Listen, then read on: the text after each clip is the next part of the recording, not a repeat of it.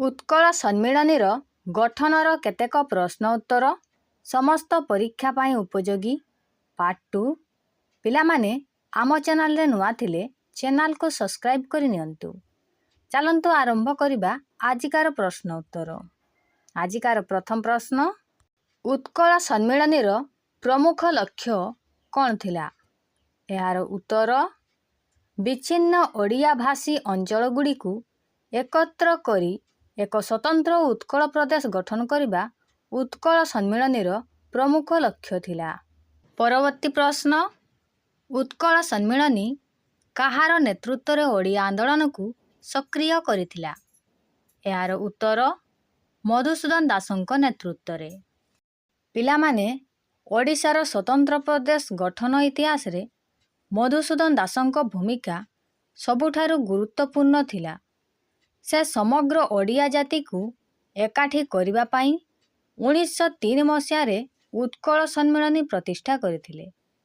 ତାଙ୍କରି ଦୂରଦୃଷ୍ଟି ଏବଂ ଶକ୍ତିଶାଳୀ ନେତୃତ୍ୱ ଯୋଗୁଁ ହିଁ ବିଚ୍ଛିନ୍ନାଞ୍ଚଳରେ ଥିବା ସମସ୍ତ ଓଡ଼ିଆ ଭାଷାଭାଷୀ ଲୋକଙ୍କ ମଧ୍ୟରେ ନିଜ ଭାଷା ଓ ସଂସ୍କୃତି ପାଇଁ ଏକ ବଡ଼ ଜାଗରଣ ସୃଷ୍ଟି ହୋଇଥିଲା। ସେଥିପାଇଁ ତାଙ୍କୁ ଆଦରରେ ଉତ୍କଳ ଗୌରବ ବୋଲି କୁହାଯାଏ। ପରବର୍ତ୍ତୀ ପ୍ରଶ୍ନ, ଉତ୍କଳ ସମ୍ମିଳନୀର ସମସ୍ତ କାର୍ଯ୍ୟକ୍ରମ କେଉଁ ଭାଷାରେ ପରିଚାଳିତ ହେଉଥିଲା? ଏହାର ଉତ୍ତର, ଓଡ଼ିଆ ଭାଷାରେ।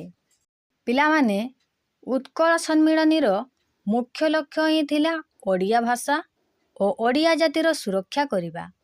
ସେଥିପାଇଁ ଏହାର ନିୟମାବଳୀରେ ସ୍ପଷ୍ଟ ଲେଖାଯାଇଥିଲା ଯେ ସମ୍ମିଳନୀର ସମସ୍ତ ଆଲୋଚନା ଏବଂ କାର୍ଯ୍ୟକ୍ରମ କେବଳ ଆମର ମାତୃଭାଷା ଓଡ଼ିଆରେ ହିଁ କରାଯିବ, ଯେମିତି ସବୁ ଓଡ଼ିଆ ଲୋକ ଏହାକୁ ସହଜରେ ବୁଝିପାରିବେ ଏବଂ ଏହି ଆନ୍ଦୋଳନ ସହିତ ଯୋଡ଼ି ହୋଇପାରିବେ।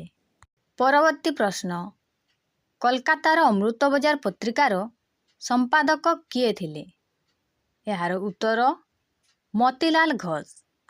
ପିଲାମାନେ ବ୍ରିଟିଶ ଶାସନ ସମୟରେ ଅମୃତବଜାର ପତ୍ରିକା ଭାରତର ଏକ ଅତ୍ୟନ୍ତ ପ୍ରଭାବଶାଳୀ ଏବଂ ସାହସୀ ଜାତୀୟତାବାଦୀ ସମ୍ବାଦପତ୍ର ଥିଲା। ମୋତିଲାଲ ଘୋଷ ଓ ତାଙ୍କ ଭାଇ ଶିଶିର କୁମାର ଘୋଷ ଏହାକୁ ଆରମ୍ଭ କରିଥିଲେ। ଯେତେବେଳେ 1903 ମସିହାରେ ଓଡ଼ିଶାରେ ଉତ୍କଳ ସମ୍ମିଳନୀ ଗଠନ ହେଲା, ସେତେବେଳେ ଏହି ପତ୍ରିକା ଓଡ଼ିଆମାନଙ୍କର ସ୍ୱତନ୍ତ୍ର ପ୍ରଦେଶ ଗଠନ ଦାବିକୁ ଜୋରଦାର ସମର୍ଥନ କରିଥିଲା ଏବଂ ଓଡ଼ିଶାର ଏକତ୍ରୀକରଣ ସପକ୍ଷରେ ଅନେକ ଗୁରୁତ୍ୱପୂର୍ଣ୍ଣ ଖବର ପ୍ରକାଶ କରିଥିଲା।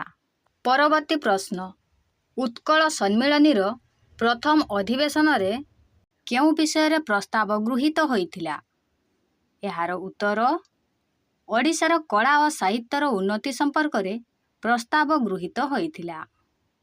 ପିଲାମାନେ 1903 ମସିହା କଟକର ଐତିହାସିକ ପ୍ରଥମ ଅଧିବେଶନରେ ଓଡ଼ିଶାର କଳା, ସଂସ୍କୃତି ଏବଂ ସାହିତ୍ୟକୁ ଆଗକୁ ବଢ଼ାଇବା ପାଇଁ ମୁଖ୍ୟ ପ୍ରସ୍ତାବ ଗୃହୀତ ହୋଇଥିଲା। ସେତେବେଳେ ଆମ ଭାଷା ଏବଂ ସାହିତ୍ୟକୁ ବଞ୍ଚାଇବା ସବୁଠାରୁ ବଡ଼ ଆହ୍ୱାନ ଥିଲା। ତେଣୁ ସମ୍ମିଳନୀର ପ୍ରଥମ ବୈଠକରେ ହିଁ ଏହାକୁ ବିଶେଷ ଗୁରୁତ୍ୱ ଦିଆଯାଇଥିଲା। ପରବର୍ତ୍ତୀ ପ୍ରଶ୍ନ, ମଣ୍ଟେଗୁ ଚେମ୍ସଫୋର୍ଡ ଖସଡ଼ାରେ ଓଡ଼ିଶା ସମ୍ପର୍କରେ କେଉଁ ବିଷୟର ଉଲ୍ଲେଖ ନଥିଲା? ଏହାର ଉତ୍ତର, ମଣ୍ଟେଗୁ ଚେମ୍ସଫୋର୍ଡ ଖସଡ଼ାରେ ବିଭିନ୍ନ ପ୍ରଦେଶରେ ବିଚ୍ଛିନ୍ନ ହୋଇ ରହିଥିବା ଓଡ଼ିଆ ଭାଷୀ ଅଞ୍ଚଳଗୁଡ଼ିକୁ ଏକତ୍ର କରି ସ୍ୱତନ୍ତ୍ର ଓଡ଼ିଶା ପ୍ରଦେଶ ଗଠନ କରିବାର କୌଣସି ଯୋଜନାର ଉଲ୍ଲେଖ ନଥିଲା। ପରବର୍ତ୍ତୀ ପ୍ରଶ୍ନ, ଅସହଯୋଗ ଆନ୍ଦୋଳନ କେବେ ଆରମ୍ଭ ହୋଇଥିଲା? ଏହାର ଉତ୍ତର, ଅସହଯୋଗ ଆନ୍ଦୋଳନ 1920 ମସିହାରେ ଆରମ୍ଭ ହୋଇଥିଲା। ପରବର୍ତ୍ତୀ ପ୍ରଶ୍ନ, ଅସହଯୋଗ ଆନ୍ଦୋଳନ ସମୟରେ ଉତ୍କଳ ସମ୍ମିଳନୀ କେଉଁ ସଂଗଠନ ସହିତ ମିଶି ଯାଇଥିଲା? ଏହାର ଉତ୍ତର, ଅସହଯୋଗ ଆନ୍ଦୋଳନ ସମୟରେ ଉତ୍କଳ ସମ୍ମିଳନୀ ଭାରତୀୟ ଜାତୀୟ କଂଗ୍ରେସ ସହିତ ମିଶି ଯାଇଥିଲା। ଏହାର ପରବର୍ତ୍ତୀ ପ୍ରଶ୍ନ, 1925 ମସିହାରେ ଉତ୍କଳ ସମ୍ମିଳନୀର ଅଧିବେଶନ କେଉଁଠାରେ ବସିଥିଲା? ଏହାର ଉତ୍ତର, କଟକରେ। ଉତ୍କଳ ସମ୍ମିଳନୀ 1925 ମସିହାରେ କଟକଠାରେ ବସିଥିଲା। ଏହାର ପରବର୍ତ୍ତୀ ପ୍ରଶ୍ନ, ଓଡ଼ିଶା କେବେ ସ୍ୱତନ୍ତ୍ର ପ୍ରଦେଶ ଭାବେ ଗଠିତ ହେଲା? ଏହାର ଉତ୍ତର, 1936 ମସିହା ଏପ୍ରିଲ 1 ତାରିଖରେ ଓଡ଼ିଶା ସ୍ୱତନ୍ତ୍ର ପ୍ରଦେଶ ଭାବେ ଗଠିତ ହେଲା। ପିଲାମାନେ 1936 ମସିହା ଏପ୍ରିଲ 1 ତାରିଖରେ ଭାଷା ଭିତ୍ତିରେ ଗଠିତ ହେବାରେ ଓଡ଼ିଶା ଥିଲା ଭାରତର ସର୍ବପ୍ରଥମ ରାଜ୍ୟ। ଉତ୍କଳ ଗୌରବ ମଧୁସୂଦନ ଦାସ, ଉତ୍କଳମଣି ଗୋପବନ୍ଧୁ ଦାସ, ମହାରାଜା ଶ୍ରୀରାମଚନ୍ଦ୍ର ଭଞ୍ଜଦେଓ ଏବଂ ମହାରାଜା କୃଷ୍ଣଚନ୍ଦ୍ର ଗଜପତିଙ୍କ ପରି ଅନେକ ମହାପୁରୁଷଙ୍କ ଦୀର୍ଘ ବର୍ଷର ସଂଘର୍ଷ ପରେ ଆମକୁ ଏହି ସଫଳତା ମିଳିଥିଲା।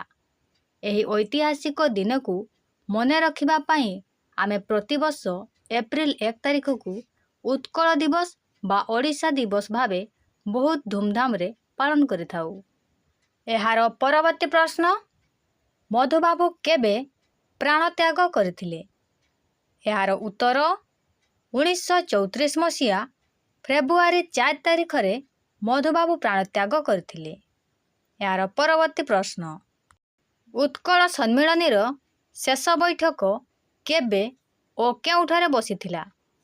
ଏହାର ଉତ୍ତର 1935 ମସିହା ଫେବୃଆରୀ 11 ତାରିଖରେ କଟକଠାରେ ବସିଥିଲା।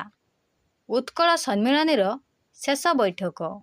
ପରବର୍ତ୍ତୀ ପ୍ରଶ୍ନ, ଉତ୍କଳ ସମ୍ମିଳନୀର ପ୍ରତିଷ୍ଠାତା କିଏ? ଏହାର ଉତ୍ତର ମଧୁସୂଦନ ଦାସ ଉତ୍କଳ ସମ୍ମିଳନୀର ପ୍ରତିଷ୍ଠାତା ଥିଲେ। ପରବର୍ତ୍ତୀ ପ୍ରଶ୍ନ, ଉତ୍କଳ ସମ୍ମିଳନୀର ଲକ୍ଷ୍ୟ ଓ ଭୂମିକା ବର୍ଣ୍ଣନା କର।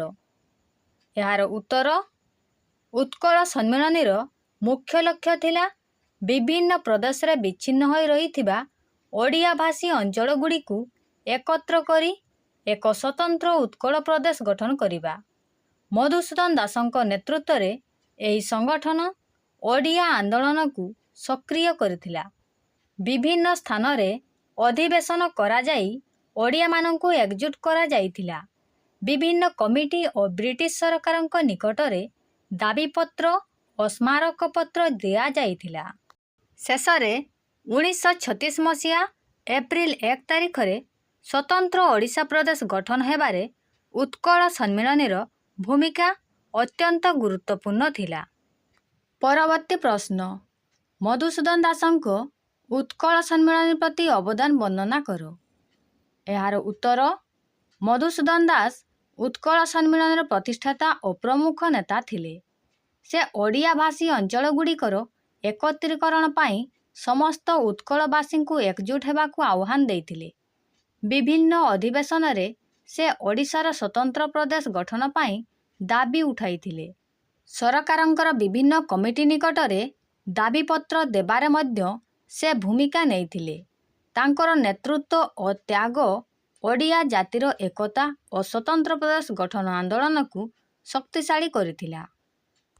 ପରବର୍ତ୍ତୀ ପ୍ରଶ୍ନ, ଉତ୍କଳ ସମ୍ମିଳନୀ ଓ ଅସହଯୋଗ ଆନ୍ଦୋଳନ ମଧ୍ୟରେ ସମ୍ପର୍କ ବର୍ଣ୍ଣନା କର। ଏହାର ଉତ୍ତର, 1920 ମସିହାରେ ଭାରତୀୟ ଜାତୀୟ କଂଗ୍ରେସ ଅସହଯୋଗ ଆନ୍ଦୋଳନ ଚଳାଇବାକୁ ସ୍ଥିର କରିଥିଲା ଏବଂ 1921 ମସିହାରୁ ଏହା ସାରା ଭାରତରେ ଜୋରସୋରରେ ଚାଲିଥିଲା।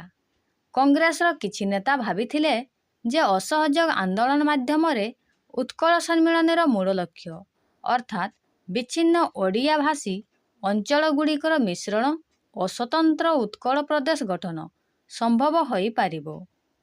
1920 ମସିହାରେ ଚକ୍ରଧରପୁରଠାରେ ଅନୁଷ୍ଠିତ ଉତ୍କଳ ସମ୍ମିଳନୀର ଅଧିବେଶନ କଂଗ୍ରେସର ଲକ୍ଷ୍ୟ ଓ ଆଦର୍ଶକୁ ଗ୍ରହଣ କରିଥିଲା। ଫଳରେ ଉତ୍କଳ ସମ୍ମିଳନୀ କଂଗ୍ରେସ ସହିତ ମିଶିଗଲା ଓ ଏହାର ସ୍ୱତନ୍ତ୍ର ସତ୍ତା ଲୋପ ପାଇଲା। ପରବର୍ତ୍ତୀ ପ୍ରଶ୍ନ, ସ୍ୱତନ୍ତ୍ର ଓଡ଼ିଶା ପ୍ରଦେଶ ଗଠନରେ ଉତ୍କଳ ସମ୍ମିଳନୀର ଭୂମିକା ବର୍ଣ୍ଣନା କର। ଏହାର ଉତ୍ତର, ଓଡ଼ିଆ ଭାଷୀ ଅଞ୍ଚଳଗୁଡ଼ିକୁ ଏକତ୍ର କରି ସ୍ୱତନ୍ତ୍ର ଓଡ଼ିଶା ପ୍ରଦେଶ ଗଠନ କରିବା ଉତ୍କଳ ସମ୍ମିଳନୀର ମୁଖ୍ୟ ଲକ୍ଷ୍ୟ ଥିଲା। ମଧୁସୂଦନ ଦାସଙ୍କ ନେତୃତ୍ୱରେ ଏହି ଦାବିକୁ ନେଇ ବିଭିନ୍ନ ସ୍ଥାନରେ ଅଧିବେଶନ କରାଯାଇଥିଲା। ବିଭିନ୍ନ ଶାସନ ସଂସ୍କାର କମିଟି ଓ ସୀମା କମିଟି ନିକଟରେ ଦାବିପତ୍ର ଓ ସ୍ମାରକପତ୍ର ଦିଆଯାଇଥିଲା। ଓଡ଼ିଆ ଭାଷୀ ଅଞ୍ଚଳଗୁଡ଼ିକୁ ଓଡ଼ିଶାରେ ମିଶାଇବା ପାଇଁ ନିରନ୍ତର ଦାବି ଜଣାଯାଇଥିଲା। ଅନେକ ଘାତ ପ୍ରତିଘାତ ପରେ 1936 ମସିହା ଏପ୍ରିଲ 1 ତାରିଖରେ ଓଡ଼ିଶା ଏକ ସ୍ୱତନ୍ତ୍ର ପ୍ରଦେଶ ଭାବେ ଗଠିତ ହେଲା। ଏହା ମଧୁବାବୁଙ୍କ ସ୍ୱପ୍ନକୁ ସାକାର କରିଥିଲା। ଆମ ଚ୍ୟାନେଲରେ ନୂଆ ଥିଲେ ଚ୍ୟାନେଲକୁ ଲାଇକ୍, ସେୟାର, କମେଣ୍ଟ ଏବଂ ସବସ୍କ୍ରାଇବ୍ କରି ନିଅନ୍ତୁ।